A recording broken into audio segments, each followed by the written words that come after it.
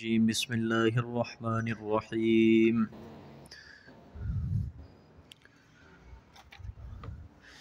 انا لننصر رسلنا والذین آمنوا فی الحیاة الدنیا ویوم یقوم الاشہاد یوم لا ينفع الظالمین معذرتهم ولهم اللعنة ولهم سوء الدار وَلَقَدْ آتَيْنَا مُوسَى الْهُدَى وَأَوْرَثْنَا بَنِي إِسْرَائِيلَ الْكِتَابَ هُدًى وَذِكْرَى لِأُولِي الْأَلْبَابِ فاصبر إن وعد الله حق واستغفر لذنبك وسبح بحمد ربك بالعشي والإبكار إن الذين يجادلون في آيات الله بغير سلطان أتاهم إن في صدورهم إلا كبر ما هم ببالغيه فاستعذ بالله إنه هو السميع البصير لخلق السماوات والأرض أكبر من خلق الناس ولكن أكثر الناس لا يعلمون وما يستوي الأعمى والبصير والذين آمنوا وعملوا الصالحات ولا المسيء قليلا ما تتذكرون إن الساعة لآتية لا ريب فيها ولكن أكثر الناس لا يعلمون لا يؤمنون صدق اللہ العظیم۔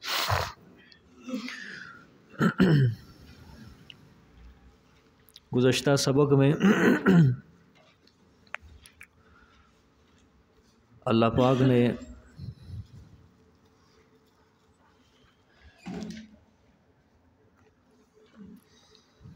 مشرک تابعین اور متبوعین کے بارے میں ذکر فرمایا کہ کل قیامت والے دن جب ان کو جہنم کے اندر ڈالا جائے گا تو یہ ایک دوسرے سے جھگڑا کریں گے اور پھر جہنم میں داخل ہو کے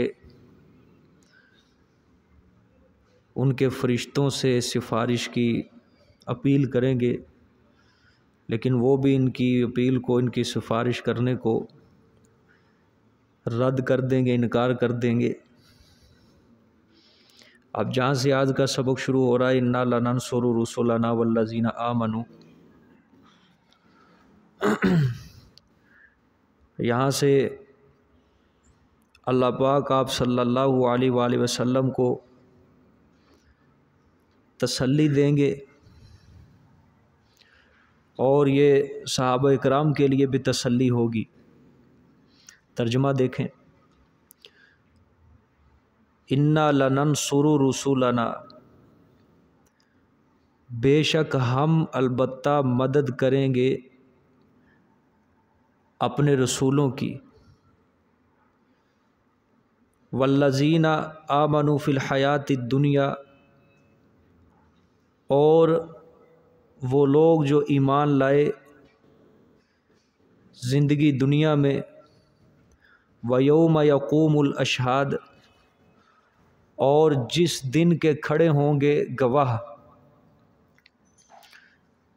یہ آپ صلی اللہ علیہ وآلہ وسلم اور صحابہ کرام کے لیے تسلی ہے۔ اللہ تعالیٰ نے فرمایا کہ میرے پیغمبر، ہم اپنے نبیوں کی اور ایمان والوں کی دنیا کے اندر مدد کرتے ہیں اور دشمنوں کے ہاتھوں ہم انہیں ذلیل نہیں ہونے دیتے، اور آخرت میں بھی ان کو بہترین جزا دیں گے اور ان کو ہم سب کو اعلیٰ درجات کے اوپر فائز کریں گے۔ انا لننصر رسلنا والذین آمنوا فی الحیات الدنیا، اس کے اوپر ایک زبردست اعتراض ہوتا ہے۔ اللہ نے فرمایا کہ ہم اپنے نبیوں کی اور ایمان والے لوگوں کی مدد کرتے ہیں، جبکہ ہم قرآن پاک میں پڑھتے ہیں اور تاریخ و سیر کی کتابوں کا مطالعہ کرتے ہیں تو ہم دیکھتے ہیں اللہ کے بعض نبی ایسے ہیں کہ جن کو مجبور کیا گیا، ان کو ہجرت کرنی پڑی، کافروں کا علاقہ چھوڑنا پڑا، مغلوب ہوئے۔ اور بعض نبیوں کو ہم دیکھتے ہیں جس طرح اللہ قرآن پاک میں فرماتے ہیں وَيَقْتُلُونَ النَّبِيِّينَ، کہ وہ نبیوں کو کیا کرتے تھے؟ قتل کرتے تھے۔ اور اللہ پاک نے ایک نبی کو کافروں کے مذموم مقاصد سے بچانے کے لیے، ان کی بری تدابیر سے بچانے کے لیے زندہ سلامت ان کو آسمانوں کے اوپر اٹھا لیا۔ خود آپ صلی اللہ علیہ وآلہ وسلم کو بھی مکہ چھوڑنا پڑا اور مدینہ منورہ کی طرف ہجرت کرنی پڑی۔ کتنے مومنین ایسے ہیں کہ جن کو ایمان کے رستے پر چل کے ان کو ظلم و ستم کا نشانہ بنایا گیا۔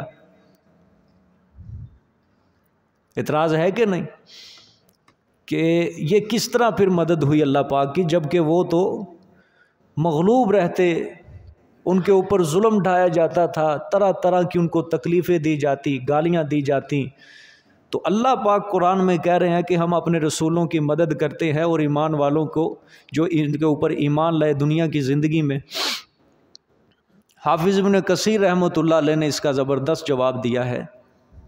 وہ فرماتے ہیں نصرت کا معنی اگرچہ مدد اور کامیابی ہے، لیکن یہ بعض اوقات اللہ پاک کی جو مدد ہوتی ہے، یہ نصرت ہوتی ہے، یہ کئی شکلیں بدل کر آتی ہے۔ شکل اب کس طرح بدلتی ہے اللہ پاک کی نصرت؟ کہ ابتداءً ایمان والے مغلوب ہوتے ہیں، لیکن نتیجہ ان کا غلبہ ہو جاتا ہے، اور کافر کیا ہو جاتے ہیں؟ مغلوب ہو جاتے ہیں۔ انجام کے اعتبار سے کافر ذلیل و رسوا ہوتے ہیں، اور جو ایمان والے ہوتے ہیں، مومن ہوتے ہیں، وہ کیا ہو جاتے ہیں؟ غالب ہو جاتے ہیں، ان کو عزت ملتی ہے اللہ کی طرف سے۔ یعنی کافروں سے بدلہ لینے کی صورت میں اللہ پاک کی مدد کیا ہوتی ہے؟ ظاہر ہوتی ہے۔ یہ حافظ ابن کثیر رحمۃ اللہ علیہ نے کیا دیا ہے؟ جواب دیا ہے۔ چنانچہ آپ دیکھیں حضرت ہود علیہ السلام، حضرت صالح علیہ السلام، حضرت لوط علیہ السلام، حضرت ابراہیم علیہ السلام، اللہ پاک نے جب ان کی قوموں کے اوپر عذاب بھیجا تو اللہ پاک نے اپنے نبیوں کو حکم دیا کہ تم یہاں سے ذرا نکل جاؤ۔ شروع کے اندر کافر کیا رہے؟ غالب رہے، بڑا ستایا انہوں نے، بڑی تکلیفیں پہنچائیں۔ حضرت صالح علیہ السلام کے خلاف شہر میں 9 بندوں نے کیا کی تھی؟ عرضہ سرائی کی، ان کو قتل کرنے کی سازش کی، کوشش کی، لیکن اللہ پاک نے ساری قوم کو کیا کر دیا؟ برباد کر دیا، رسوا کر دیا، زلزلہ ان کے اوپر اتارا، برپا کر دیا۔ اور چیخ اللہ پاک کی حضرت جبرائیل علیہ السلام نے ماری، جس کی وجہ سے ان کے جگر کلیجے کیا ہو گئے؟ پھٹ گئے۔ حضرت لوط علیہ السلام کو کتنا ستایا قوم نے، لیکن بالآخر کافر ذلیل اور رسوا ہوئے، مغلوب ہوئے، اور جو پیغمبر تھے ان کے اوپر ایمان لانے والے تھے وہ کیا ہو گئے؟ غالب ہو گئے۔ اسی طرح جنہوں نے نبیوں کو قتل کیا تھا بنی اسرائیل والوں نے، انبیاء علیہ السلام کے قاتل، جب انہوں نے تورات کے احکامات پر عمل چھوڑ دیا، تورات کے اندر تحریفیں کرنی شروع کر دیں، موسیٰ علیہ السلام کے بعد سے لے کر انہوں نے تورات کے اندر کجی اختیار کی، نہیں عمل کیا، اللہ پاک نے ان کے اوپر ایک ظالم قوم کو مسلط کیا۔ عمالقہ، قوم عمالقہ کہا جاتا ہے اس کو، بخت نصر، اس کو مسلط کیا۔ اور ایسا مسلط کیا اللہ پاک نے بنی اسرائیلیوں پر کہ ان کے اتنے بندوں، لاکھوں کی تعداد میں اس نے بنی اسرائیلیوں کو قتل کیا، مارا پیٹا، بیت المقدس تک کو بھی اس نے مسمار کیا۔ یہ اللہ پاک نے ان کے اوپر کیا کیا؟ مسلط کیا۔ اسی طرح حضرت عیسیٰ علیہ السلام کے خلاف جو یہودی کھڑے ہوئے تھے قتل کرنے کے لیے، ان کو شہید کرنے کے لیے، اللہ پاک نے اپنے پیغمبر کو زندہ سلامت کہاں اٹھایا؟ آسمانوں پر اٹھا لی، اور یہودیوں کے اوپر اللہ تعالیٰ نے روم کے عیسائیوں کو غالب کر دیا، ظالم قوم کو مسلط کر دیا۔ مشرکین مکہ شروع میں غالب رہے، آپ صلی اللہ علیہ وسلم کو ستایا، صحابہ کو ستایا، وطن سے بے وطن کیا، لیکن یوم الفرقان جس کو غزوہ بدر کہا جاتا ہے اس کے اندر ذلیل و رسوا کر دیا اللہ پاک نے ان کو۔ 70 رؤسائے مشرکین اس کے اندر واصل جہنم ہوئے، اور مسلمان کیا ہوئے؟ غالب ہوئے۔ کافر کیا ہو گئے؟ مغلوب ہو گئے۔ تو اللہ تعالیٰ کی جو مدد آتی ہے اس کی کئی شکلیں ہوتی ہیں۔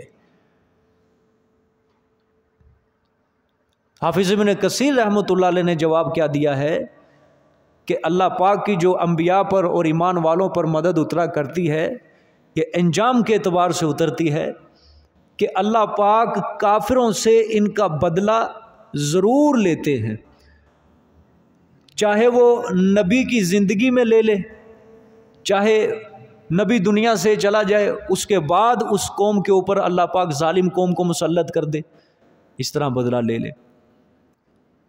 چنانچہ دیکھ لو، رومی تھے جو اور فارس کے لوگ تھے، اہل ایمان کے اوپر کتنا ظلم ڈھایا کرتے تھے یہ، لیکن آپ صلی اللہ علیہ وسلم دنیا سے گئے اور حضرت صدیق اکبر کا دور شروع ہوا، عمر فاروق کا دور شروع ہوا، حضرت عثمان غنی کا دور شروع ہوا۔ ان کے دور کے اندر یہ سارے علاقے کیا ہو گئے؟ فتح ہو گئے، سب مغلوب ہو گئے، اسلام کی حکومت قائم ہو گئی۔ اور آپ صلی اللہ علیہ وسلم سے جو اللہ پاک نے وعدہ کیا تھا کہ آپ کا دین ہم دنیا میں پھیلائیں گے، زمین پہ پھیلائیں گے، اللہ پاک نے وہ وعدہ بھی کیا کیا ہے؟ پورا کر دیا، سچا کر دیا۔ سمجھ آ گئی کہ نہیں بات؟ دیکھیں جی اب والذین آمنوا فی الحیات الدنیا، اور وہ لوگ جو ایمان لائے دنیا کی زندگی میں، ہم ان کی بھی کیا کرتے ہیں؟ مدد، دونوں کی، نبیوں کی بھی اور جو نبیوں کے اوپر ایمان لاتے ہیں ان کی بھی کیا کرتے ہیں؟ ہم مدد کرتے ہیں۔ دیکھو بھی قرآن پاک کی آیت ہے، برحق ہے، سچی ہے۔ اگر ہم محمد صلی اللہ علیہ وآلہ وسلم کے اوپر دل سے اگر ان کی باتوں کے اوپر عمل کریں گے، دین اسلام پہ عمل کریں گے، ان کے رستے پہ چلیں گے، آج اللہ کی مدد ہمارے اوپر اتر سکتی ہے۔ لیکن ہم اللہ کی مدد حاصل کرنے والے کام نہیں کرتے ہیں، ہم اس کو ناراض کرتے ہیں۔ ٹھیک ہے، دیکھیں آگے، یہ تو دنیا کے اندر ہے۔ آگے اللہ نے فرمایا وَيَوْمَ يَقُومُ الْأَشْهَادُ، اور جس دن کے کھڑے ہوں گے گواہ، گواہ سے مراد انبیاء علیہ الصلوۃ والسلام، فرشتے اور دوسرے گواہ اللہ کی بارگاہ میں کھڑے ہوں گے۔ ٹھیک ہے، اللہ نے فرمایا ہم پورا انصاف کریں گے ان کے ساتھ، ایمان والوں کے ساتھ۔ ٹھیک ہے، اس دن اللہ نے فرمایا یوم لا ینفع الظالمین معذرتہم، جس دن نہیں نفع دے گی ظلم کرنے والوں کو، نہیں نفع دیں گے ظلم کرنے والوں کو، معذرتہم، ان کے بہانے، ہیلے بہانے کریں گے نا اللہ کے عذاب سے بچنے کے لیے کہ یا اللہ ہمیں پھر دنیا کے اندر بھیج، ہم تیری اطاعت کریں گے، فرما برداری کریں گے، توحید پرست بنیں گے، گناہ چھوڑ دیں گے، ہمیں دنیا کے اندر بھیج، ڈھیل دے، مہلت دے دوبارہ۔ اللہ فرمائیں گے یہ سب ان کے بہانے ان کو کوئی نفع نہیں دیں گے، ان کی آہو بکا، ان کی چیخو پکار ان کے لیے بالکل نفع مند نہیں ہوگی۔ وَلَهُمُ اللَّعْنَةُ وَلَهُمْ سُوءُ الدَّارِ، واسطے ان کے لعنت ہوگی۔ لعنت مطلب اللہ کی رحمت سے دوری ہوگی، اللہ کی رحمت کا قرب اور نزدیکی ان کو بالکل حاصل نہیں ہوگی قیامت والے دن۔ وَلَهُمْ سُوءُ الدَّارِ، اور واسطے ان کے گھر ہوگا برا۔ ٹھیک ہے، واسطے ان کے سوء الدار، برائی کا گھر ہوگا۔ ٹھیک ہے، آگے وَلَقَدْ آتَيْنَا مُوسَى الْهُدَى وَأَوْرَثْنَا بَنِي إِسْرَائِيلَ الْكِتَابَ، اور البتہ تحقیق عطا فرمایا ہم نے موسیٰ علیہ السلام کو ہدایت نامہ، مطلب ہدایت نامے سے مراد تورات۔ وَأَوْرَثْنَا بَنِي إِسْرَائِيلَ الْكِتَابَ، اور وارث کیا ہم نے بنی اسرائیل کو کتاب کا، ہم نے وارث کیا بنی اسرائیل کو کتاب کا۔ دیکھیں جی، دو باتیں سمجھنی ہیں۔ پہلی بات یہ دلیل نقلی ہے۔ کیا ہے یہ؟ دلیل نقلی ہے۔ اللہ پاک نے فرمایا کہ جس طرح ہم نے قرآن پاک کو آپ کے اوپر میرے پیغمبر اتارا ہے، اس کے اندر توحید بیان کی ہے، اسی طرح ہم نے موسیٰ علیہ السلام کو بھی کیا دیا تھا؟ ہدایت نامہ دیا تھا، تورات دی تھی، جو مضمون ہم یہ قرآن پاک کے اندر بیان کر رہے ہیں، اب یہی مضمون ہم نے کس میں بیان کیے تھے؟ تورات کے اندر بیان کیے تھے۔ اور کیوں ہم نے بیان کیے؟ ہدایت کے لیے، تاکہ بنی اسرائیل کو پڑھیں، اس سے علم حاصل کر کے اس کے اوپر عمل کریں، ٹھیک ہے، ہدایت حاصل کریں، جنت کا رستہ تلاش کریں۔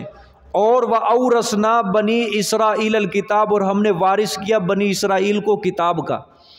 دیکھو غور سے سمجھو دوسری بات، کہ اللہ پاک نے تورات کی حفاظت کا ذمہ اپنے ذمے نہیں لیا، بلکہ یہ بنی اسرائیل کے اوپر ڈالا ہے کہ تم نے اپنی کتاب کی خود حفاظت کرنی ہے، حفاظت کر کے اس کو سیکھنا ہے، سمجھنا ہے، اور اس کے اوپر کیا کرنا ہے؟ عمل کرنا ہے، ٹھیک ہے، کیا کرنا ہے؟ اس کے اوپر عمل کرنا ہے۔ لیکن قرآن پاک کو اللہ پاک نے یہ فضیلت بخشی ہے کہ قرآن اتار کر اس کی حفاظت کا ذمہ اللہ نے کس کے لیے لیا ہے؟ اپنے ہی ذمے لیا ہے، اپنے ہی لیے ہے کہ ہم نے اس کتاب کو اتارا ہے اور ہم ہی اس کی کیا کریں گے؟ حفاظت کریں گے۔ سمجھ آئیے کہ نہیں؟ اور تورات کو اللہ پاک نے بنی اسرائیل کے حوالے کر دیا تھا کہ تم نے اپنی کتاب کی خود حفاظت کرنی ہے، اور ظالموں نے حفاظت تو کیا کی؟ لفظی اور معنوی تحریفات کرنا شروع کر دی۔ اللہ ادھر سے عیسائیوں نے انجیل کے اندر تحریفات کرنا شروع کر دی، اور ادھر سے یہودیوں نے تورات کے اندر تحریفات کرنا شروع کر دی۔ سمجھ آ گیا کہ نہیں؟ اللہ پاک قرآن پاک کے اندر عیسائیوں کا ذکر کرتے ہیں لیکن کم کرتے ہیں، یہود کا اور مشرکین مکہ کا اللہ پاک نے ذکر بہت زیادہ قرآن کے اندر کیا ہے۔ وجہ یہ ہے کہ یہ ان کے کردار یہ بہت گندے اور غلط قسم کے کردار تھے ان کے۔ عیسائی جو ہیں، عیسائی، ان کی تو اللہ پاک نے سورۃ مائدہ کے اندر تھوڑی سی تعریف کی ہے۔ تعریف سے مراد اللہ پاک نے ان کے دلوں کا حال بیان کیا ہے۔ اللہ پاک نے فرمایا ان کے اندر تھوڑی سی نرمی ہے بنسبت یہودیوں کے، کیونکہ ان کے اندر رہبان ہیں، علماء ہیں، درویش ہیں، وہ سمجھنے والے ہیں۔ آپ صلی اللہ علیہ وآلہ وسلم کے ایک صحابی تھے جعفر طیار رضی اللہ تعالیٰ عنہ، حضرت علی کے بڑے بھائی، حبشہ کی طرف جب وہ گئے تھے ہجرت کرنے کی غرض سے، ابو سفیان نے جا کے شکایت لگائی تو حبشہ نجاشی نے، بادشاہ نے جعفر طیار کو بلایا، اس سے سارا کلام کیا۔ حضرت جعفر نے اچھا خاصا اس کے ساتھ مناظرہ کیا، اور سورۃ مریم کی تلاوت جب شروع کی حضرت جعفر طیار رضی اللہ تعالیٰ عنہ نے، اور نجاشی بادشاہ جو عیسائیوں کا تھا وہ رونے لگ گیا یہ تلاوت سن کے، اور آپ صلی اللہ علیہ وسلم کے اوپر ایمان لے آیا، اور کئی عیسائی اس بادشاہ کو دیکھ کر ایمان لائے۔ حبشہ کے کئی عیسائی مسلمان ہوئے۔ اسی طرح شام کی طرف جو عیسائی تھے، روم کی طرف، یہ سارے کئی ان کے اندر مسلمان ہوئے تھے عیسائیوں۔ یہودیوں کی بنسبت عیسائیوں کے اندر بہت زیادہ لوگ مسلمان ہوئے تھے۔ اللہ پاک ان کا ذکر بہت کم کرتے ہیں قرآن پاک میں عیسائیوں کا، لیکن یہودیوں کا اور مشرکین مکہ کا اللہ پاک بہت زیادہ ذکر، اور ایک تیسری جماعت منافقوں کی ہے، اس کا بھی اللہ پاک اچھا خاصا ذکر کرتے ہیں قرآن پاک میں۔ یہ ضدی لوگ تھے، مشرکین مکہ کیا تھے؟ ضدی لوگ تھے۔ یہودی کیا تھے؟ ضدی لوگ تھے۔ یہ ان پڑھ ضدی تھے مشرکین مکہ، اور یہ یہودی جو تھے یہ پڑھے لکھے ضدی تھے۔ وہ جاہل تھے، گنوار تھے مشرکین، اور یہ پڑھے لکھے جاہل تھے، ٹھیک ہے۔ اور ان کے ساتھ آپ صلی اللہ علیہ وسلم کا مقابلہ علمی اعتبار سے سخت ہوا تھا یہودیوں کے ساتھ۔ مولوی تھے نا، یہ تاریخ کے پڑھے لکھے تھے، تورات کے حافظ تھے، عالم تھے، قاری تھے، اور مولوی کا مقابلہ مشکل ہوتا ہے۔ ان کے ساتھ مناظرانہ چیلنج ہوتے تھے، مقابلے ہوتے تھے۔ آپ صلی اللہ علیہ وسلم مدارس، ان کے مدرسے تھے بڑے بڑے یثرب کی زمین پہ، مدینہ منورہ کے اندر، وہاں آپ صلی اللہ علیہ وسلم جایا کرتے تھے، مناظرے کیا کرتے تھے۔ ان کے اندر بہت کم مسلمان ہوئے ہیں۔ آپ صلی اللہ علیہ وسلم کی حدیث ہے کہ مدینہ منورہ کے اندر یہودیوں کے 10 بڑے عالم رہتے تھے۔ آپ صلی اللہ علیہ وسلم نے فرمایا اگر یہ 10 ایمان لے آتے، اسلام میں داخل ہو جاتے، تو کوئی یہودی بھی یہودی نہ رہتا، سب مسلمان ہو جاتے۔ لیکن ان میں سے صرف ایک ان کا عالم تھا بہت بڑا، وہ ایمان لایا، عبداللہ بن سلام رضی اللہ تعالیٰ عنہ، صرف وہ ایمان لائے۔ اور ان کے کچھ حواری تھے بس، دوست احباب، وہ صرف ایمان لائے، باقی کوئی یہودی ایمان نہیں لایا، اسلام میں داخل۔ سب کے سب جلا وطن ہوئے، کئیوں کو مار بھگایا، بنو قریظہ والوں کو مارا، بنو نذیر والوں کو مدینہ سے جلا وطن کیا، خیبر میں جا کے آباد ہوئے، خیبر پھر 7 ہجری کو خیبر پہ چڑھائی کی اور خیبر سے نکالا، پھر ان کو عرب کی سرزمین سے نکال دیا گیا تھا، شام کے اندر جا کے یہ آباد ہوئے تھے۔ سمجھ آئیے کہ نہیں؟ زیادہ اللہ پاک کس کا ذکر کرتے ہیں؟ تورات کا، بنی اسرائیل کا، حضرت موسیٰ علیہ الصلوۃ والسلام کا، یہودیوں کا ذکر اللہ پاک کیا کر رہے ہیں؟ زیادہ کر رہے ہیں۔ دیکھیں جی اب، اور وہ جو ہدایت نامہ ہم نے دیا تھا وہ کیا تھا؟ ہدن، رہنما تھا۔ کیا تھا؟ رہنما تھا۔ وذکریٰ، اور کیا تھا؟ نصیحت نامہ، لِأُولِي الْأَلْبَابِ، واسطے عقل والوں کے۔ ٹھیک ہے، 2 لفظ ہے یہاں پہ، ہدن اور ذکریٰ، کہ وہ ہدایت تھا، ہدایت مطلب رہنمائی کرنے والی تھی وہ کتاب، اور کیا تھی؟ نصیحت تھی۔ دیکھو یہ پیچھے بھی لفظ گزرے ہیں بار بار، اب یہ سمجھ لو، اللہ پاک قرآن پاک کے لیے بھی یہ لفظ استعمال کرتے ہیں، ہدی و ذکریٰ للمؤمنین، کہ قرآن پاک ہدایت ہے، نصیحت ہے، واسطے کن کے؟ ایمان والوں کے۔ اور تورات کے لیے بھی اللہ پاک نے یہ لفظ استعمال کیا، یہ رہنما ہے اور نصیحت ہے عقل والوں کے لیے۔ کتاب انزلناہ الیک مبارک لیدبروا ولیتذکروا اولو الالباب، کہ یہ کتاب ہم نے اتارا اس کو آپ کی طرف، برکت والی ہے، چاہیے کہ لوگ اس سے کیا کریں؟ نصیحت حاصل کریں، عقل والے اس سے لوگ غور و فکر کریں اور نصیحت حاصل کریں۔ ٹھیک ہے، یہ رہنما اور نصیحت۔ پھر تیسرے نمبر پہ ہوتی ہے رحمت۔ یہ بھی بعض مقامات پہ اللہ پاک نے ہدی و ذکریٰ، ہدی و رحمتاً و ذکریٰ للمؤمنین، رحمت کا بھی بعض اوقات اللہ پاک ساتھ ذکر کرتے ہیں قرآن میں۔ ٹھیک ہے، تو تورات ہو، قرآن ہو، انجیل ہو، سب سے پہلے ہے وہ رہنما۔ کیا ہے؟ رہنما ہے۔ کس رستے کی طرف؟ سیدھے رستے کی طرف۔ قرآن ہدن ہے، رہنما ہے۔ کوئی انسان قرآن کو پڑھے گا تو قرآن رہنمائی کرے گا کہ یہ رستہ صحیح ہے، یہ رستہ غلط ہے۔ اس اعتبار سے کیا ہو گیا؟ علماً یہ قرآن کیا ہے؟ رہنما ہے، یہ رہنمائی کر رہا ہے کہ انسان یہ رستہ صحیح ہے اور یہ رستہ غلط ہے، تیرا کام ہے اس رستے پر چلنا اور تیرا کام ہے اس رستے پر نہ چلنا۔ یہ قرآن کیا کر رہا ہے؟ رہنمائی کر رہا ہے۔ ٹھیک ہے، اچھا اگلا ہے ذکریٰ۔ پھر یہ جو اس قرآن سے رہنمائی حاصل کرے گا تو سمجھو وہ نصیحت پاتا جائے گا، یا دوسرے الفاظ میں اس کو کہہ لو کہ یہ جو عمل کرتا جائے گا، کیونکہ اصل بات کیا ہے؟ عمل ہے۔ عمل جو کرے گا انسان، یہ قرآن اس کے لیے کیا بن جائے گا؟ رحمت بن جائے گا۔ وَنُنَزِّلُ مِنَ الْقُرْآنِ مَا هُوَ شِفَاءٌ وَرَحْمَةٌ لِّلْمُؤْمِنِينَ، ہم نے جو بھی اس قرآن کے اندر اتارا ہے وہ کیا ہے؟ شفا ہے اور رحمت ہے۔ کس کے لیے؟ مومنین کے لیے، ایمان والوں کے لیے۔ قرآن پاک کا جو اصل موضوع ہے وہ روحانیت کے اوپر ہے۔ شفا جو یک آیت کے اندر کہا گیا ہے، یہ اس کا مطلب یہ نہیں ہے کہ جسمانی اعتبار سے شفا، بلکہ روحانی اعتبار سے شفا ہے۔ یہ دل کو جو کفر اور شرک کا، گناہوں کا روگ لگ جاتا ہے، جو اس قرآن سے نصیحت حاصل کرے گا تو یہ قرآن اس کے دل کو روحانی طور پہ کیا بخشے گا؟ شفا بخشے گا، اس کے دل کا زنگ اتارے گا۔ جو اس کے دل کے اوپر بیماری لگ چکی ہے دین سے دوری کی، روحانیت کی بیماری اس کی روح کو لگ گئی، اس کی روح کو یہ قرآن کیا کرے گا؟ پاک کرے گا۔ اور جس کی روح پاک ہو گئی، وَرَحْمَةٌ لِّلْمُؤْمِنِينَ، پھر یہ قرآن کیا بن جائے گا؟ اس کے لیے رحمت بن جائے گا۔ تو قرآن پاک نے اب ہمیں رہنمائی دے دی ہے۔ کیا دے دی ہے؟ رہنمائی دے دی ہے۔ ٹھیک ہے، اس کے بعد اب ہم اس کے اوپر کریں گے عمل، یہ ہمارے لیے بن جائے گا نصیحت۔ اور جب ہم اس کے اوپر عمل کریں گے تو یہ قرآن ہمارے لیے کیا بن جائے گا؟ رحمت۔ یہ ہمیں جنت تک کیا کر دے گا؟ پہنچا دے گا۔ ٹھیک ہے، دیکھو بھئی، علم تو ابو جہل کے پاس بھی تھا، قرآن پاک کا تھا اس کو علم، قرآن سنتے تھے، اسی لیے تو کہتے تھے کہ ہم اس قرآن کو نہیں مانیں گے، آپ صلی اللہ علیہ وسلم جب آیتیں اترتی تھی اللہ کی طرف سے ان کو جا کے سناتے تھے۔ ایک قرآن کا علم آ گیا لیکن عمل انہوں نے نہیں کیا، مردود ہو گئے اللہ کے نزدیک۔ چونکہ اصل بات کیا ہے، عمل کے اوپر آ کے ہی اصل بات کیا ہوتی ہے، ختم ہوتی ہے۔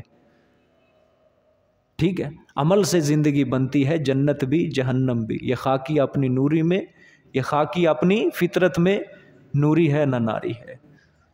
سمجھ آئیے کہ نہیں؟ اصل کام کیا ہے، عمل کے اوپر آ کے ختم ہوتا ہے کہ انسان عمل کرے اس کتاب کے اوپر، پھر یہ قرآن کیا بنے گا، رحمت بنے گا، پھر یہ انسان کو اللہ تک پہنچائے گا، جنت تک پہنچائے گا۔ سمجھ آ گئی کہ نہیں بات؟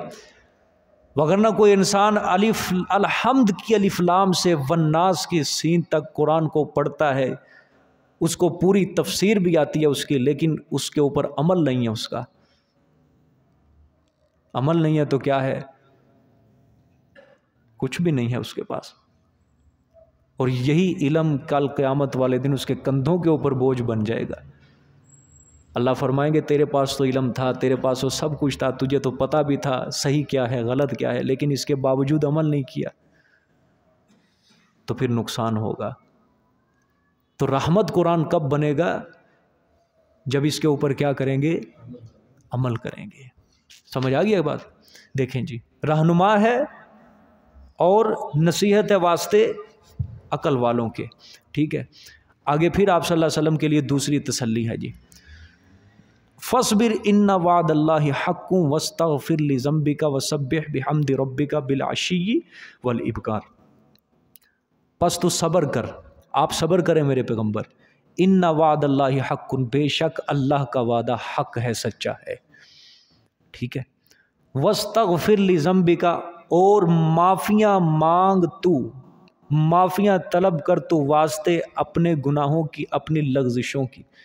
ٹھیک ہے، آگے وَسَبِّحْ بِحَمْدِ رَبِّكَ، اور پاکیاں بیان کرو ساتھ حمد، ساتھ تعریف اپنے رب کی، بالعشی والابکار، شام کو اور صبح کو، مطلب یعنی علی الدوام، صبح و شام کیا کرتے رہو، اللہ پاک کی تسبیحات کرتے رہو، اللہ پاک کی پاکیاں بیان کرتے رہو۔ ٹھیک ہے، پیچھے آیا نا اِنَّا لَنَنْصُرُ رُسُلَنَا وَالَّذِينَ آمَنُوا فِي الْحَيَاةِ الدُّنْيَا، کہ ہم اپنے رسولوں کی مدد کرتے ہیں اور ایمان والوں کی کیا کرتے ہیں، مدد کرتے ہیں۔ اب یہ اس کا تعلق آپ صلی اللہ علیہ وسلم کو تسلی دی جا رہی ہے کہ میرے پیغمبر مسئلہ توحید بیان کرنے کے اندر کافروں کی طرف سے آپ کے اوپر تکلیفیں آئیں، پریشانیاں آئیں یا آپ کو ستائیں تو میرے پیغمبر آپ نے گھبرانا نہیں، آپ نے فکر نہیں کرنی، مغموم نہیں ہونا۔ ان وعد اللہ حق، بے شک اللہ کا وعدہ سچا ہے، ہم آپ کو غالب کریں گے اور آپ کے دشمنوں کو کیا کریں گے، مغلوب کرتے رہیں گے۔ سمجھ آئیے کہ نہیں؟ اور پھر یہ وعدہ اللہ پاک نے سچا کر کے دکھایا یا نہیں دکھایا؟ ٹھیک ہے، پیچھے دیکھو، وَلَقَدْ آتَيْنَا مُوسَى الْهُدَىٰ وَأَوْرَثْنَا بَنِي إِسْرَائِيلَ الْكِتَابَ هُدًى وَذِكْرَىٰ لِأُولِي الْأَلْبَابِ۔ اللہ نے فرمایا تورات اتاری حضرت موسیٰ علیہ السلام کے اوپر، بنی اسرائیل کو وارث بنایا۔ حضرت موسیٰ علیہ السلام تورات کے احکامات کو لے کر کس کے پاس گئے؟ فرعون کے پاس گئے، تبلیغ کی، ان کو سمجھایا، لیکن فرعونیوں نے کیا کر دیا؟ حضرت کی تبلیغ کو ٹھکرا دیا۔ فرعون نے حضرت موسیٰ علیہ السلام کا مقابلہ کیا، ان کے مقابلہ کرنے کے لیے میدان میں نکل آیا، لیکن ہم نے حضرت موسیٰ کو کیا کیا؟ غالب کیا اور فرعون کو مغلوب کیا۔ میرے پیغمبر آج تو یہ مشرکین اپنے آپ کو سمجھتے ہیں ہم غالب ہیں اور آپ مغلوب ہیں، لیکن ایک وقت آئے گا ہم ان کو ذلیل و رسوا کریں گے، آپ کو غالب کر دیں گے اور ان کو ہم کیا کر دیں؟ مغلوب کر دیں گے۔ بے نہیں اللہ پاک نے یہ وعدہ سچا کیا۔ غزوہ بدر کے اندر، غزوہ احد کے اندر، غزوہ خندق کے اندر، فتح مکہ، جو وطن چھوڑا تھا آپ صلی اللہ علیہ وسلم نے دین کے لیے، اللہ پاک نے وہ وطن بھی کیا کر دیا، 8 سال کے بعد واپس کر دیا، مکے کا فاتح بنا دیا آپ صلی اللہ علیہ وسلم کو۔ وجہ کیا تھی؟ ایمان والے بھی تو آپ کے ساتھ تھے، صحابہ کرام بھی آپ کے ساتھ تھے، وہ بھی تو ان خوشخبریوں کے کیا ہیں؟ مستحق ہیں۔ وجہ یہ تھی کہ انہوں نے صرف سیکھنے کے اوپر ہی توجہ نہیں دی بلکہ سیکھ کے انہوں نے اس کے اوپر عمل بھی کیا۔ کیا کیا ہے؟ عمل بھی کیا ہے۔ اور آپ یقین کریں ایک واحد آپ صلی اللہ علیہ وآلہ وسلم کی امت ہے کہ جنہوں نے آپ صلی اللہ علیہ وسلم کے جانے کے بعد آپ صلی اللہ علیہ وسلم کے دین کو بیائی نہیں سنبھال کر اگلی امت تک پہنچایا ہے۔ قرآن پاک کی حفاظت کس طرح صحابہ اکرام نے کی ہے، ذرہ برابر انہوں نے تحریف نہیں آنے دی، اس کے اندر ذرہ برابر بھی انہوں نے بدلنے نہیں دیا، اور ایسا مستحکم نظام حضرت صدیق اکبر نے قرآن کو محفوظ کرنے کے لیے بنایا، حضرت عمر رضی اللہ تعالیٰ انہوں نے بنایا، حضرت عثمان رضی اللہ تعالیٰ انہوں نے بنایا، ایسا مستحکم۔ کیونکہ انجیل حضرت عیسیٰ علیہ السلام گئے بدل گئی، حضرت موسیٰ گئے تورات کیا ہو گئی؟ بدل گئی۔ آپ صلی اللہ علیہ وسلم دنیا سے گئے، قرآن نہیں بدلا، اللہ نے آپ صلی اللہ علیہ وسلم کے صحابہ کو کھڑا کیا، ہمت دی، توفیق دی، آپ صلی اللہ علیہ وسلم کے دین کو سنبھالا، حضرت صدیق اکبر کو اس کشتی کا کیا بنایا؟ ملاح بنایا، انہوں نے اس امت کی کشتی کو سنبھالا اور آگے لے کر چلے، اللہ کے رسول صلی اللہ علیہ وسلم کے مشن کو دنیا تک پہنچایا، حضرت عمر رضی اللہ تعالیٰ عنہ، حضرت عثمان رضی اللہ تعالیٰ عنہ۔ تو یہ سارے اللہ پاک کے کیا تھے؟ وعدے تھے، کیونکہ آپ صلی اللہ علیہ وسلم کی سب سے بڑی فکر کیا تھی کہ لوگ در در کی جگہ سائی کی ذلتوں سے بچ کر ہر جائی سے یکجائی بن جائیں،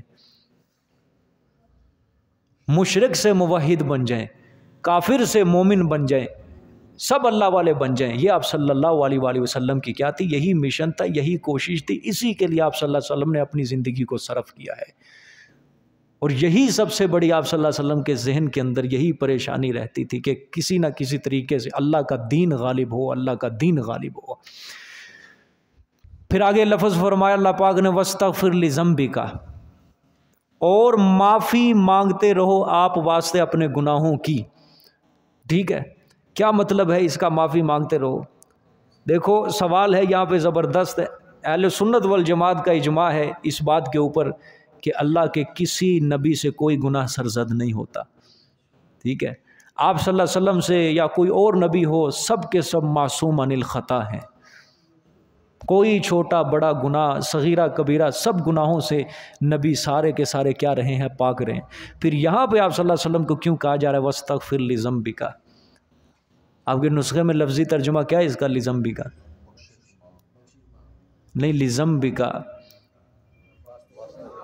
گناہوں کے۔ ٹھیک ہے، دیکھیں بعض اوقات انبیاء علیہم السلام سے ایسا کام سرزد ہو جاتا ہے جو خلاف شریعت نہیں ہوتا، لیکن ان کی شان عرفہ کے خلاف ہوتا ہے۔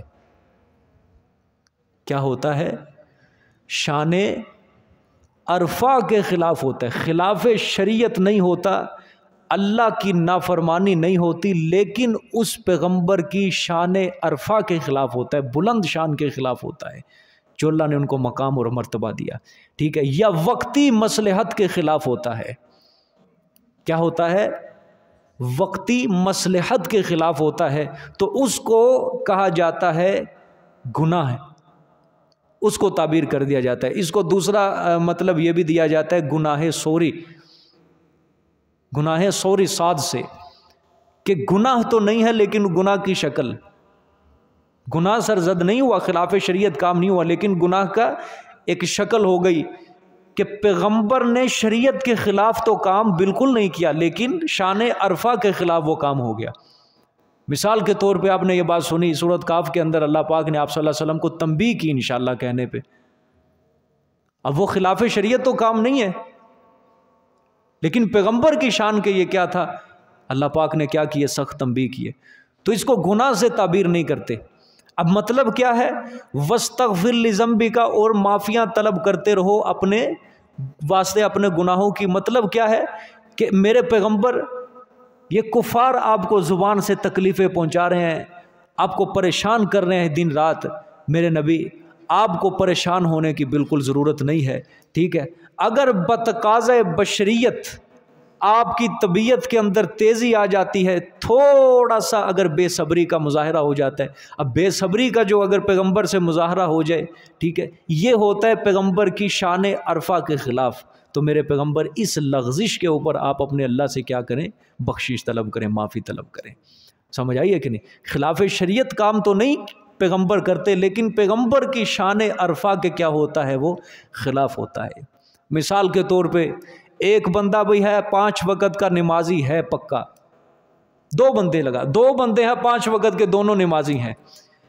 ایک بندہ تکبیر اولیٰ کا اہتمام کرتا ہے، بر وقت نماز کے اندر پہنچتا ہے، اور ایک بندہ پڑھتا تو ہے لیکن وقت کی پابندی نہیں کرتا، تکبیر اولیٰ کی پابندی نہیں ہے. اب جو اللہ کے قریب ہے جو وہ کون ہے؟ سب سے زیادہ جو پوری پابندی کر رہا ہے، وقت کی پابندی کر رہا ہے. اور اس سے کم درجے کا وہ ہے جو نماز پڑھ تو رہا ہے لیکن پابندی نہیں کر رہا. ٹھیک ہے. اب اگر اس بندے سے جو وقت کی پابندی ہمیشہ کر رہا ہے، نمازوں میں پہلے پہنچ رہا ہے، اگر ایک آدھ مرتبہ وہ نماز سے پیچھے ہٹ جاتا ہے، اب یہ اس کی شان عرفہ کے کیا ہوگا؟ یہ خلاف ہوگی بات. اب مثال کے طور پہ امام صاحب کے مصلی کے پیچھے کسی کی عادت ہے کہ اس نے آ کے وہاں بیٹھنا ہے، میری یہ جگہ ہے، پابندی ہے اس کی کہ میں نے اس کے پیچھے نماز پڑھنی ہے، بس اس کے پیچھے کھڑے ہو گئے. ہر نمازی کی نظروں میں پہچان ہو گئی ہے کہ بھئی یہ پہلی صف کا نمازی ہے. اب ہر کوئی اس کو اپنے نگاہوں میں عزت کی نظر سے دیکھے گا یا نہیں دیکھے گا؟ اور ایک بندہ ہے بس نماز تو پڑھ رہا ہے لیکن وقت کی پابندی نہیں ہے، تکبیر ہو رہی ہے، پہلی رکعت میں آ رہا ہے، دوسری اس کی کوئی پرواہ نہیں کرے گا. وہ لیٹ بھی آ رہا ہے، کوئی اس سے نہیں پوچھے گا کہ بھئی تو لیٹ کیوں آیا، تو کیوں آیا ایسے، آج 1 رکعت رہ گئی، 2 رکعت رہ گئی، کیا وجہ بنی، کوئی نہیں پوچھے گا. لیکن اگر وہ جو امام صاحب کے پیچھے نماز پڑھ رہے وہ کسی دن لیٹ آ جائے، سب اس سے سوال کرتے ہیں یا نہیں کرتے؟ اگر وہ غیر حاضر ہو جائے، سب اس سے پوچھیں گے کہ بھئی آپ کیوں نہیں آئے؟ آپ تو ماشاءاللہ پابندی اختیار کرتے ہیں، لیکن وہ فلانی نماز کے اندر آپ کی چھٹی یہ کیوں سوال کرتے ہیں؟ کہ آپ کی ماشاءاللہ شان اتنی تھی کہ آپ کی کبھی نماز کے اندر غیر حاضری نہیں ہوئی، کبھی آپ نے وقت کی پابندی کو نہیں چھوڑا، لیکن آپ نے وہاں آ کے اس کے خلاف کیا، وجہ کیا بنی؟ تو گویا ہم کیا کہتے ہیں؟ آپ کی شان کے خلاف تھی یہ بات.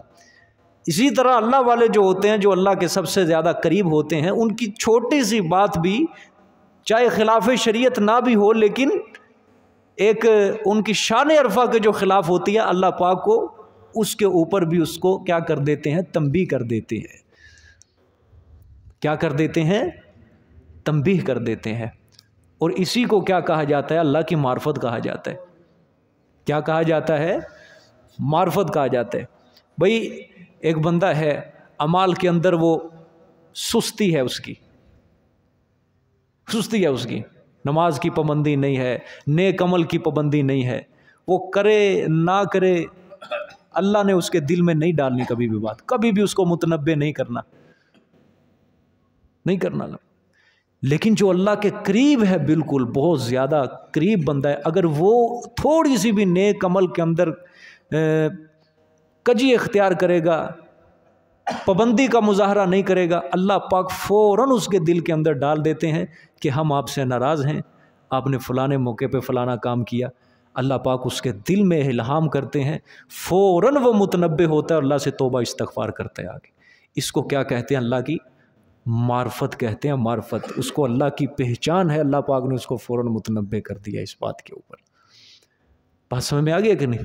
ہاں دیکھیں جی، وَسَبِّحْ بِحَمْدِ رَبِّكَ بِالْعَشِيِّ وَالْإِبْكَارِ، اور پاکیاں بیان کرو، 7 تعریف اپنے پروردگار کے، شام کو اور صبح کو.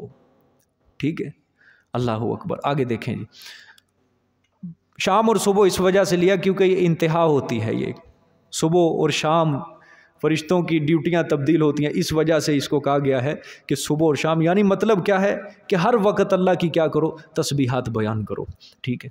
ان الذین یجادلون فی آیات اللہ بغیر سلطان اتاہم ان فی صدورہم الا کبر ما ہم ببالغیہ. یہ زجر ہے مشرکین کے اوپر. ٹھیک ہے، ان الذین یجادلون فی آیات اللہ، بے شک وہ لوگ جو جھگڑتے ہیں اللہ کی آیات میں بغیر سلطان، بغیر کسی دلیل کے، اتاہم جو آئی ہے ان کے پاس، ٹھیک ہے جی۔ کوئی بتا سکتا ہے جی یہ گمراہی کے 4 درجوں میں سے یہ کون سا درجہ ہے؟ تیسرا درجہ ہے، ہاں جزاک اللہ۔ شک، ضلال، جدال، تیسرا درجہ ہے، ٹھیک ہے۔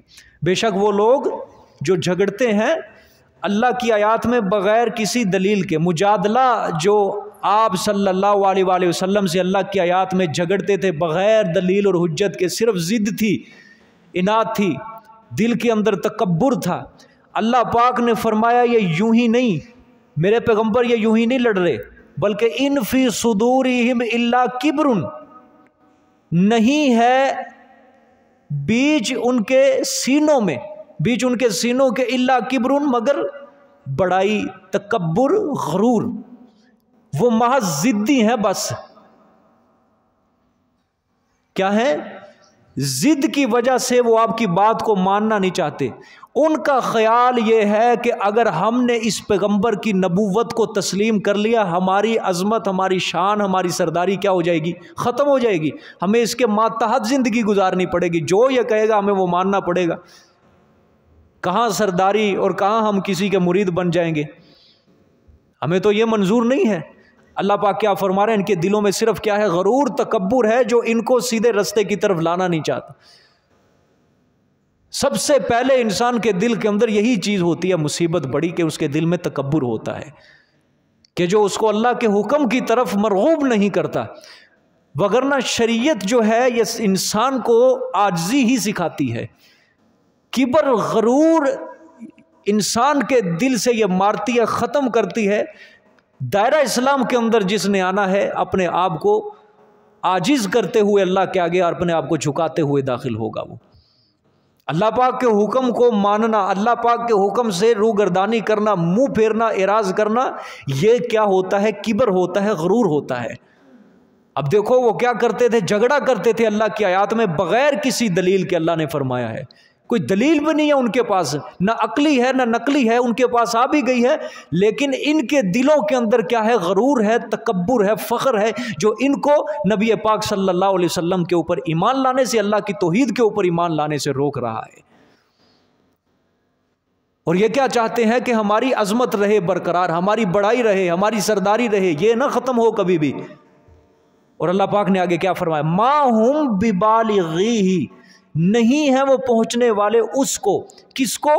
یعنی ان کو اپنی مراد حاصل نہیں ہوگی جو وہ چاہتے ہیں۔ کون سی مراد؟ کہ وہ چاہتے ہیں نا کہ یہ ہم نبی کے اوپر یہ مسلط رہیں، ہمارا غرور رہے، ہمارا فخر رہے، ہم اوپر رہیں، ہماری سرداری رہے۔ اللہ پاک فرماتے ہیں یہ ان کا خیال غلط ہے، یہ اپنے ذہنوں سے خیال نکال دیں، ہم ان کی ساری تمناؤں کو، ساری آرزوؤں کو ہم مٹی میں، خاک کے اندر ملا دیں گے، ہم اس کو ذلیل و رسوا کر دیں گے ہم ان کو دنیا کے اندر۔ کبھی بھی یہ اپنی مراد کو نہیں پہنچ سکتے۔ سمجھ آ گیا کہ نہیں بات؟ ہاں، آخری قسط ابھی پڑی ہے دنیا کے اندر حق کے غلبے کی، وہ آخری قسط اب صرف اور صرف حضرت عیسیٰ علیہ السلام کے نزول کے ساتھ شامل ہوگی۔ سمجھ آئیے کہ نہیں؟ ہاں، ساری قسطیں ختم ہو چکی ہیں، ساری قسطیں، اب آخری قسط کیا ہے؟ حضرت عیسیٰ علیہ السلام کے نزول کے ساتھ اب آئے گی، حق کا غلبہ اس وقت ہوگا، اسلام نافذ ہو جائے گا پوری روئے زمین کے اوپر، کوئی صدقہ زکوٰۃ قبول کرنے والا نہیں رہے گا۔ ٹھیک ہے؟ تو اللہ پاک نے فرمایا ہم ان کی مراد کو کبھی بھی، یہ نہ سمجھے کہ سرداری زمین کے اوپر ہی نہیں رہے گی، یہ نہ سمجھے بادشاہتی نہیں کہ کافروں کی، ظالم و مشرکوں کی قائم رہے گی، کبھی بھی نہیں۔ حق والوں کو ہم ضرور ان کے اوپر غالب کریں گے۔ پہنچے تھے مراد کو؟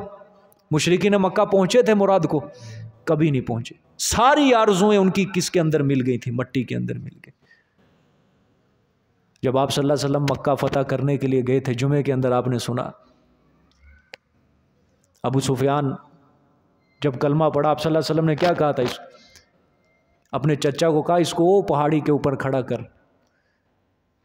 تاکہ جب ہم مکہ مکرمہ کی طرف چلیں گے لشکر کو دیکھے گا، اس کے دل میں اسلام کی محبت اور زیادہ پیدا ہوگی۔ سردار تھے نا۔ غزوہ بدر جب ہوا ہے اس کے بعد بڑے بڑے رؤساء ختم ہوئے، اس کے بعد سرداری انہی کے ہاتھ میں تھی۔ احد کے اندر سرداری، خندق کے اندر سرداری، حدیبیہ کے معاہدے کے اندر اس کی ہر طرف سے ان کی سرداری تھی۔ اللہ پاک آپ صلی اللہ علیہ وسلم نے حکم دیا اس کو وہ پہاڑی کے اوپر چڑھا۔ جب کوئی 1000 کا، کوئی 2000 کا، کوئی 500 کا دستہ مسلمانوں کا مکہ کی طرف جا رہا ہے 8 ہجری کو، ابو سفیان نے حضرت عباس کو دیکھ کر پتہ کیا کہا تھا کہ عباس تیرے بھتیجے کی سلطنت آج بہت بڑی ہو چکی ہے، تیرے بھتیجے کی سلطنت بڑی ہو چکی ہے۔ یہ ایک وقت تھا، یہ مشرک اپنے آپ کو کیا سمجھتے تھے؟ بڑے غالب سمجھتے تھے، ہم زیادہ ہیں تعداد کے اندر، سرداری کے اندر، ہمارا غرور ہماری عرب کے اندر چلتی ہے، ہم سب عزت احترام کے ساتھ ہم سب دیکھتے ہیں، لیکن آج وہ سب کچھ مٹی کے اندر مل گیا۔ آج ان کی آرزویں تمنائیں سب کی سب مٹی کے اندر مل گئی، خاک کے اندر اللہ نے ملا کے رکھ دی۔ اسلام غالب آ گیا۔ اذا جاء نصر اللہ والفتح ورأیت الناس يدخلون فی دین اللہ افواجا فسبح بحمد ربک واستغفر انہ کان توابا۔ سمجھ آئیے کہ نہیں؟ ربی ادخلنی مدخل صدق واخرجنی مخرج صدق واجعل لی من لدنک سلطانا نصیرا وقل جاء الحق وزہق الباطل ان الباطل کان زہوقا۔ حق آ گیا، باطل مٹ گیا، بے شک باطل کیا ہے؟ مٹنے ہی والا ہے۔ یہ نہیں میں چلا گیا، جو چلا جاتا ہے پھر آ بھی جاتا ہے۔ اللہ نے فرمایا مٹ گیا، ختم ہو گیا، مٹی کے اندر ہم نے اس کو ملا کے رکھ دیا۔ تو جو مسلمان آج بھی اگر مسلمان قرآن کے احکامات کے اوپر عمل کریں گے تو زمین کے اوپر اپنا وقار اور اپنی عزت کو قائم کر سکتے ہیں، وہ واپس لا سکتے ہیں اپنا معیار سارا۔ سمجھ آئیے کہ نہیں؟ اللہ نے فرمایا ما ہم ببالغیہ۔ اب یہ بھی نہیں ہو سکتا کہ اس وقت روئے زمین پہ سب کے سبھی مسلمان نہ حق ہیں، کوئی نہ کوئی جماعت تو اللہ پاک کی بیٹھی ہے جو حق کے اوپر ہے، حق کے لیے کام کر رہی ہے۔ یہ تو ہم نہیں کہہ سکتے،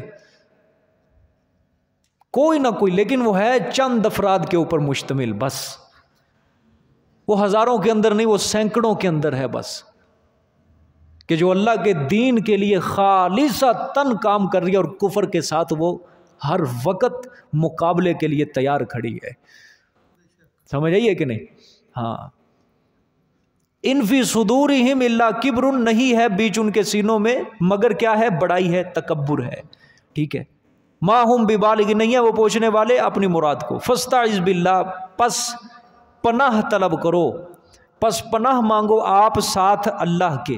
یہ آپ صلی اللہ علیہ وسلم کو فرمایا کہ آپ ان کے شر سے اور بحثوں سے رنجیدہ نہ ہوں، صبر و تحمل سے کام لیں۔ اگر آپ بتقاضۂ بشریت طبیعت میں آپ کی تیزی آ جائے تو آپ اللہ سے کیا کریں؟ پناہ طلب کریں، ٹھیک ہے۔ آگے انہ هو السمیع البصیر، بے شک وہی سننے والا ہے، وہی دیکھنے والا ہے، ہر کسی کی بات کو سن رہا ہے، ہر کسی کے حالات کو دیکھ رہا ہے۔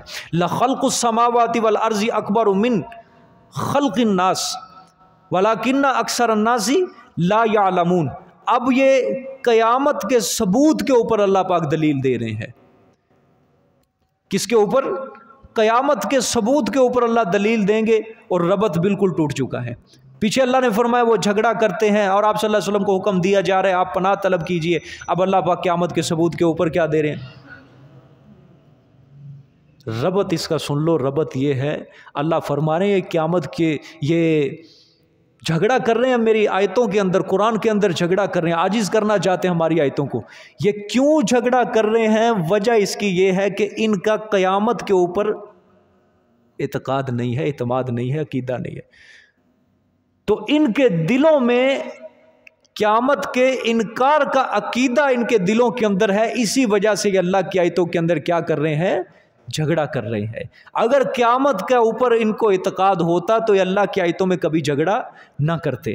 ٹھیک ہے، دیکھیں جی، لَخَلْقُ السَّمَاوَاتِ وَالْأَرْضِ، البتہ پیدا کرنا آسمانوں اور زمینوں کا، اکبر زیادہ بڑا ہے، من خلق الناس لوگوں کی پیدائش سے، لوگوں کے پیدا کرنے سے، وَلَٰكِنَّ أَكْثَرَ النَّاسِ لَا يَعْلَمُونَ، لیکن اکثر لوگ جانتے نہیں ہیں۔